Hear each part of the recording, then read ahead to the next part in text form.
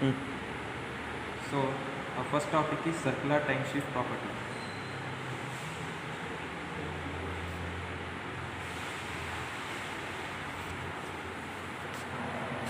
This property states that if x of n, dft of x of n is x of k, then dft of x of n minus L mod n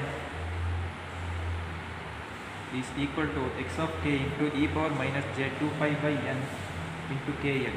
which is equal to omega n kl x of k. So the proof for this property is we can take dft of x of n minus L mod n is equal to summation n is equal to 0 to n minus 1 x of n minus L mod n e power minus j 2 pi by n into kn. So which gives summation n is equal to 0 L minus 1 into x of n minus L into n e power minus j 2 pi by n into kn plus summation n is equal to L n minus 1 of x minus e power minus j 2 pi by n into kn. So but we know that x of n minus L mod n is equal to summation n is equal to 0 to I minus 1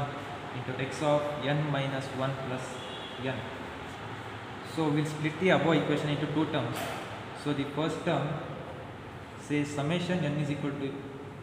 to 0 to L minus 1 x of n minus 1 mod n e power minus j 2 pi by n into kn. So which is equal to summation n is equal to 0 to L minus 1 into x of n minus 1 plus n into e power minus j 2 pi by n into kn. So we can consider m is equal to n minus L plus n, which gives us summation m is equal to n minus L to n minus L x of m into e power minus 2 pi by n into k of m plus 1 minus n, which is equal to summation m is equal to n minus L to n minus 1 into x of m e power minus j 2 pi by n into kn, where n is considered as m plus 1 into e power j 2 pi by n into kn. So this whole term is equal to 1. So we get the final equation for the first term as summation m is equal to n minus L to n minus L into x of m e power minus j 2 pi by n into k of m plus L. So considering the second term, which is summation n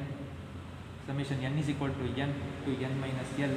of x of n minus L into e power minus j 2 pi by n into kn. So even here we consider m is equal to n minus L. So it gives us the equation summation of m is equal to 0 to n minus L minus 1 x of m into e power minus j 2 pi by n into k of m plus L. So therefore the dft of x of n minus L mod n is equal to second term first plus first term. So finally we get summation of m is equal to 0 to n minus 1 minus L into x of m into e power minus j 2 pi by n k of m plus L plus summation m is equal to n minus L to n minus 1 x of m into e power minus j 2 pi by n into k of m plus L.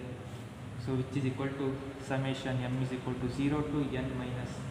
1 into x of m into e power minus j 2 pi by n into km into e power minus j 2 pi by n into kl. So finally we can say that dft of x of n minus L mod n is equal to x of k into e power minus j 2 pi by n into kl, which is equal to omega n kl x of k. So the next property is time reversal property, which says that dft of x of n is x of k. So then y of n is equal to x of minus n mod n, which is equal to dft of x of n minus n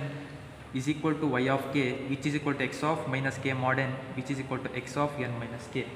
So the proof for this property goes like this: y of k is equal to dft of y of n, which is equal to dft of x of minus n mod n, which is equal to dft of x of n minus n, which gives us summation n is equal to 0 to n minus 1 x of n minus n into e power minus j 2 pi by n into kn. So here we put m is equal to n minus n, which gives y of k is equal to summation m is equal to n to k x of m into e power minus j 2 pi by n into k of n minus m, which is equal to summation m is equal to 1 to n x of m into e power j 2 pi by n into km into e power minus j 2 pi by n into kn. So this whole term is equal to 1,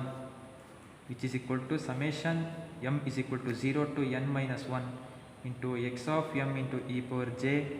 2 pi by n into km into e power minus j 2 pi by n into mn. So from periodicity property of DFT, we get summation m is equal to 0 to n minus 1